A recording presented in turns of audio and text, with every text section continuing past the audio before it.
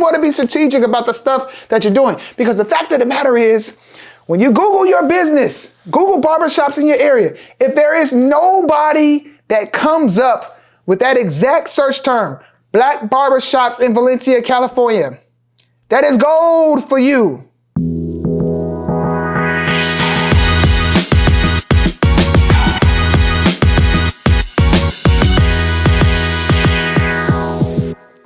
Hey, what's going on, everybody? Welcome to the 9% Show. I'm your host, Steven Burton. And here at the 9%, y'all know I keep everything 100. If I haven't done it, not doing it, or not about to do it, it will not come out my mouth. So welcome, everybody, to the 9% Show. And like we always do around this time, we give a toast to the 9%ers and those that would like to get into the 9% Club. Toast to y'all. Toast to y'all. All right. Before we get started, okay, please hit that like button. Okay, please subscribe. Okay, it helps the algorithm, helps other people find us. Okay, do us a good service, and please smash that like button. I was really thinking about a new episode, a new series, and like what I wanted to talk to you guys about, especially going into this new year. Like, what else could I talk to you about? And it kind of hit me. It was like, honestly, I was having a conversation. I always have conversations with business owners whenever they come about. And I'm always like, I get these ideas going and I'm giving, seeing what industry there is. I'm like, man, I would do this. I would do this if I was, I'll give them a little gems here and there and they leave away saying, oh man, I didn't think of it like that, or whoop-de-whoop. And I was like, you know what? What if I had a different business? How would I, with the mindset that I have and how I think about things and how I think about business, how would I have handled it? So we're calling this the Mentor Series, okay? The Mentor Series. And whenever you see, I don't know if they're going to be back to back to back, but whenever you see the Mentor Series title, that pretty much is me diving into a different industry, different job, different service, different product, and what I would do if I was in your shoes. So for this first one we're doing the Mentor Series, how to grow your barbershop and increase revenue. Okay, there's a lot of barbershops out there, okay?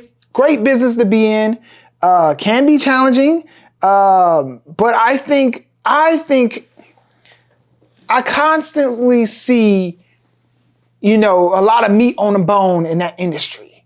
It's probably one of the things that you can start and, people always need a haircut. Until our hair fall out, we gonna need a haircut, okay? And then when our hair fell out, the next young, we bringing our kids to you. Then you got them for 18 years or whatever, until they go away to college. Like, it's always something there, but it's like, what does it take to really grow your business or do more?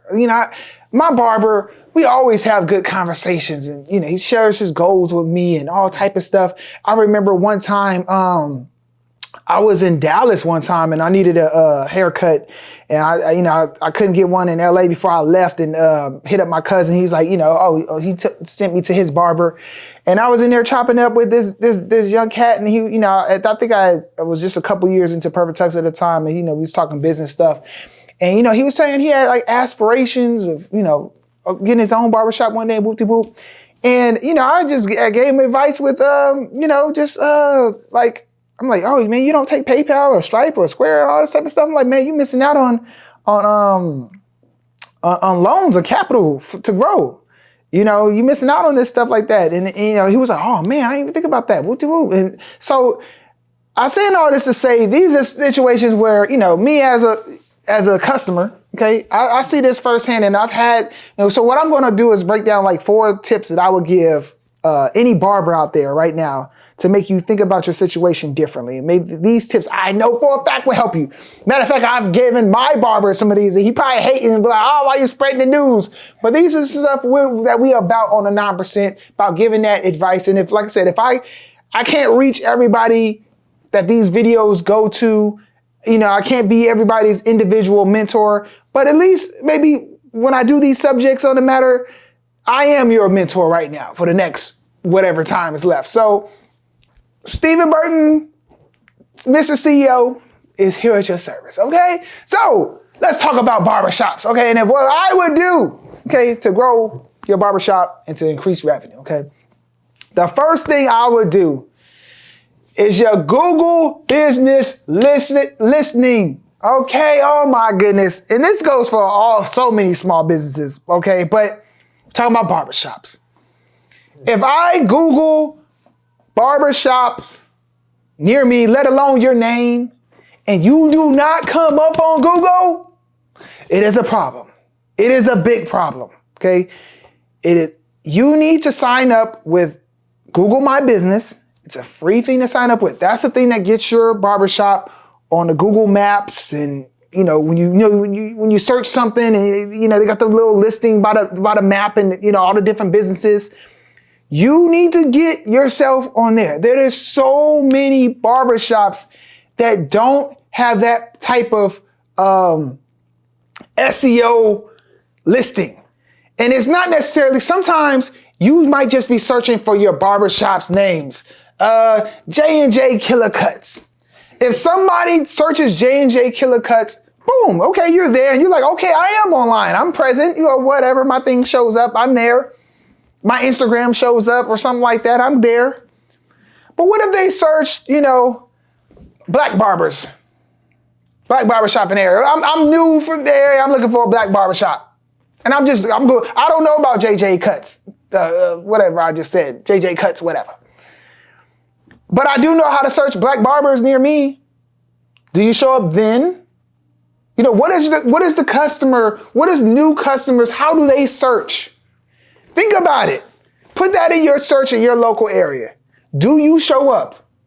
If you do not, you really need to think about your strategy there. Okay. The first thing is Google, your Google business listing. Most people search on business. You can also search on Google. You can also do this on Yahoo, and there's other search engines out there. But at least do Google. Like they got like 99% of the traffic, and depending on what happens on their monopoly case, we'll see what happens there. But as of now, they rule the world of search.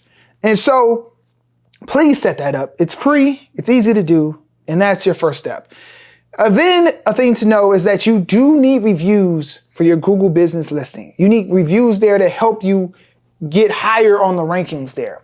I know you might have your reviews on Booksy or some other app for booking your hair appointments, or you might not have no reviews. I don't know what you got. Maybe you have Yelp reviews, something like that. But I highly suggest getting Google business reviews. Okay. If you're just starting out, reach out to all your clients and say, hey, can you say some great words about me on this listing? So on this listing, it will make a huge difference. Okay. Going into my second point is still kind of sticking with this online presence, because that is what I noticed that a lot of barbershops do not have a great thing of, is an online presence. And I'm not talking about a social media account, social media followings, and you're a celebrity barber with the gloves on and you're just over there slicing them up and whoop, whoop, whoop, whoop.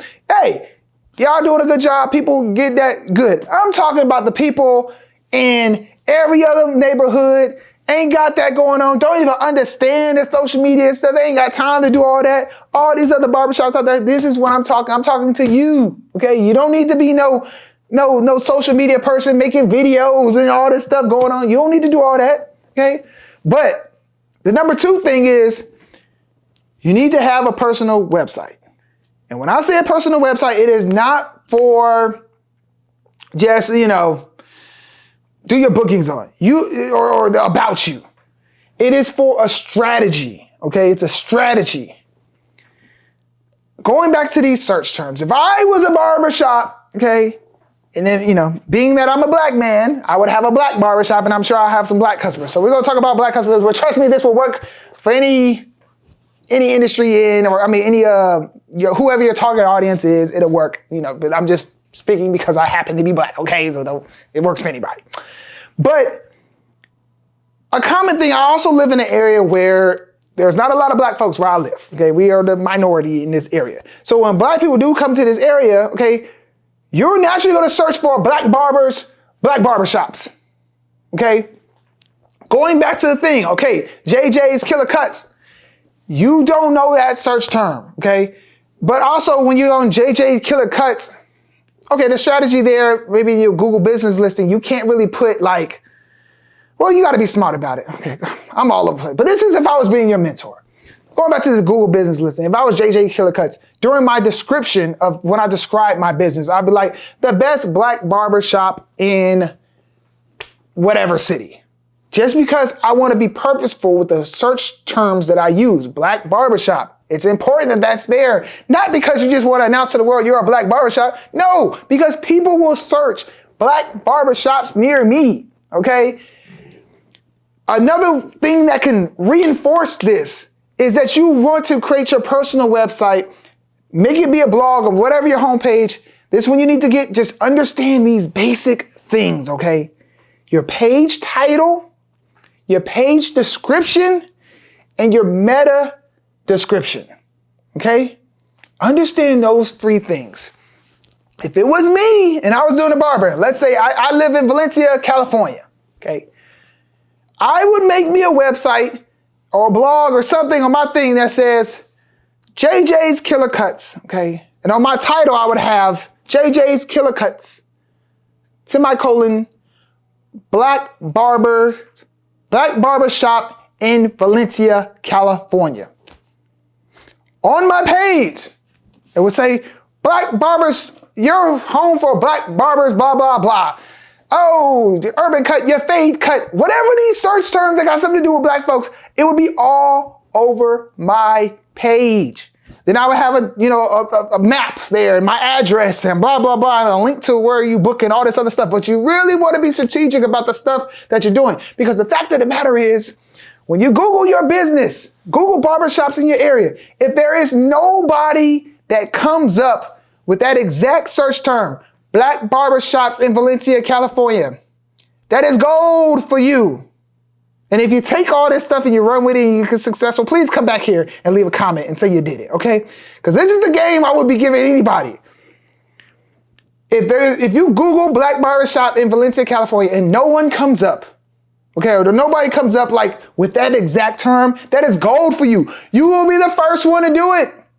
And what does Google love about the first one to do it? You're the only one that exists. You are the king of the crop, okay? You are the exact search term, okay?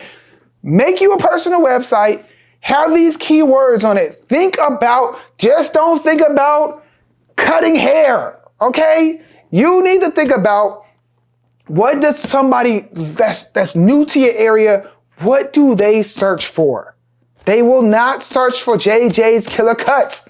They're going to search for black barbers near me, barbershops near me. And like I said, if you don't want to do black barbers near, I guarantee you could do barbershops in Valencia, California, okay? If no one is doing that strategy, you need to be the first to do it. Or this city, or that city, or whatever.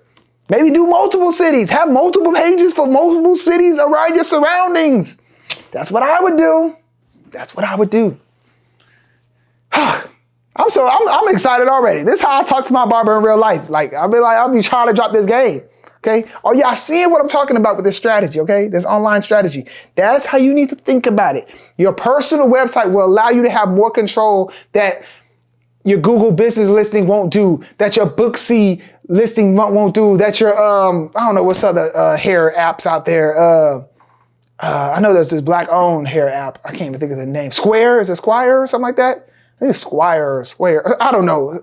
Something like that. I don't know. Whatever. You just don't want a listing on Yelp. And that's be where people find you. You need your personal website to do more for you, okay? To really control these keywords and get in front of your potential customer, okay? Golly, that was gold right there. That was gems right there. Dropping gems for y'all.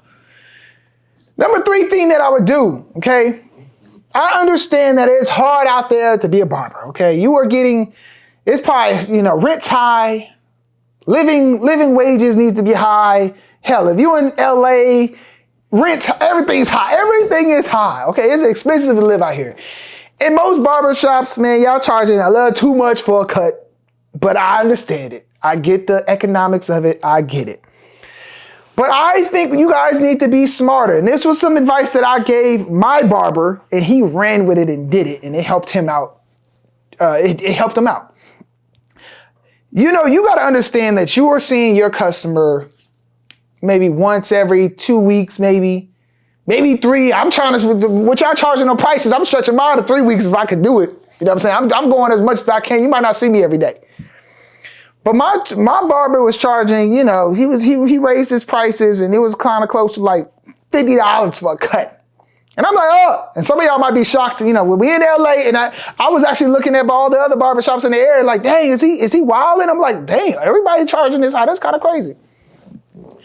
But during this particular period, he had some, cash flow issues and wanted to really get a boost in business instantly. But I felt his struggle because it's like, you're only getting these clients every once in a while, boom, when they come back, boom. It's like, you don't get an opportunity. And then, like, even if you had a full schedule, it's like the max you can cut is what? I mean, I don't know. Let's say you're cutting one cut an hour, and you probably need to do more than that. I mean, if you was really successful, but that's like, what, an 8-hour day? That's 8 cuts? Let's be realistic here. Are you cutting 24 hours? I mean, what's the max people you can have in a day? Assuming that you just booked out crazy. You're limited there, right? You gotta think outside the box, okay? Same way people love Black Friday, same people love sales. Use them for your good. What I told my man, I said, hey man, you know what you should do? You should say, hey. And I think this was after he rose his prices. And it might have been me being a little cheap. Hopefully you don't watch this video. But yeah, it was me being a little cheap. But it worked for both of us, okay? It worked for you, it worked for me, it worked for all of us. But I was like, you know what, man? He just rose his prices. Your loyal clients, let's just say this, man. Hey, I'm gonna reach out to all my loyal clients and I'm gonna give y'all 5 cut. Y'all can buy a 5-cut bundle, $35 a cut, $30 a cut, whatever you wanna do. That helps everybody out here, okay? That's a cool $200-something. I can't do the math off my head, but that's a cool $200-something for you right then, today, right now. And then what he did, he was like, man, that ain't a bad idea. So he reached out to Whoop de Whoop. He had like 10 people that took him up on that offer. Like, that's like over $2,000, almost $3,000 instantly in your hand. In your hand. Like, what could you do with that cash flow? Again, but I also gave him the one I was like, bro, don't get this money and run with it and just F it off. Because then come a couple months and you get all these people coming through the door that already prepaid already and you ain't getting that money. You can be like, oh man, shoot. Woo. But it was an instant cash flow injection. Maybe rent is tight right now. Maybe something's going on. Maybe something in your personal life where you need to get over this hump like everybody else in life. Everybody else in business had these modes. But you guys think in the barber game that you can only get this one client every time he show up. This person every time he show up and blah, blah. And you're just in this cycle. What if you could have a massive flow of money just for your loyal people and then still get your walk-ins, your new people coming, let them pay the regular rate, but you getting this lump sum of money instantly. Okay, think about cash flow deals. Think about how you can make things happen. Okay, just don't think you're a regular barber. Okay, people will take I took them up on offer. Here's my 200-something. Cause I'm a cheapo. I'm like, shoot, I am coming back to you. I'm not leaving nowhere. You're my barber. So great. That was some advice I gave and he ran with it and he won with it. Okay. So I highly suggest that to some other barbers. Okay. Just remember where you heard it first, right here on the 9% show, please. And the final thing I will give you for this mentor series on how to grow your barbershop and increase your revenue. And this is, I hope people still ain't doing this. My barber finally stopped doing this, okay? But don't just take cash. Yeah, Sylvanus was knowing what I was saying. My producer over here, videographer, he was whispering. He knew what I was about to say. Don't just take cash. I get it. You don't want to pay taxes. You don't want to pay this. You don't want to pay this fee. Oh, a merchant fee, 2.9%. They take it from me. Oh, this place. Forget all that. Okay. First of all, I ain't got cash on me. I'm the client. You making it uncomfortable for me. Okay, let me swipe. Let me hit you with something else to cash at the whoop-de-whoop. Okay, don't just take cash. But more deeply than that, with the story I gave you earlier about, when I was in Dallas in the barbershop, if you accept PayPal, Stripe, go ahead and pay these little 2.9% fees. If anything, you might want to say, okay, I'll accept your credit card. It's an extra $2 fee. I'll be glad to pay the $2 so I ain't got to stop at the ATM before I go to your barbershop because I don't got cash on me nowhere else. But when I gotta go to your barbershop, I gotta get some cash. But what I'm trying to say is, if you start establishing relationships with these merchant services, they offer you loans and capital growth. Granted, you gotta be smart with them. Sometimes it can mess up some cash flow, but when you're in a business that you don't get no returns, okay? Someone asks for a cut, they get their cut, they give you the money and go home, okay? Me at perfecttux, I sell you something $500, woo-de-woo. I gotta see if you go come back 14 days later to I need to return this, give my $500 back. Y'all don't have to do that. So some of these merchant loans and things like that, they make sense for y'all because the positive cash flow will keep on flowing. You ain't got things that's going to disrupt you. But if you do these things, and what if I told you PayPal will give you $5,000? Maybe you could start without a credit check, okay? Without a credit check. Maybe that could be what you need to invest into your own space. You know, like to invest into getting your own barbershop. Getting an extra chair or two to then get some other people there cutting. Then they're paying you rent. But that's all it took was just accepting a payment besides cash. There's so much things out there. Seeing the big picture on like loans and your tax returns and what they need to be. I mean, that's another story there, you know, whatever. But please don't just take cash. Don't just do it. You get your customers happy and there's some benefits that you can get. Okay, capital benefits, capital growth benefits, okay? So, that is the end of this mentor series. I know it was the bomb, okay? But if you felt it was the bomb, please like this video, okay? Please subscribe to our channel. And if you like this mentor series, if you think I should keep this going, please put it in the comments that I should keep it going. Do you think there's an industry I should cover next? Hey, put that in the comments. Let me know what you think, okay? The mentor series is here. But I want it to be powered by the people, okay? So give me some advice there. Until next time, hey, I'll catch you on the 9% show. Peace.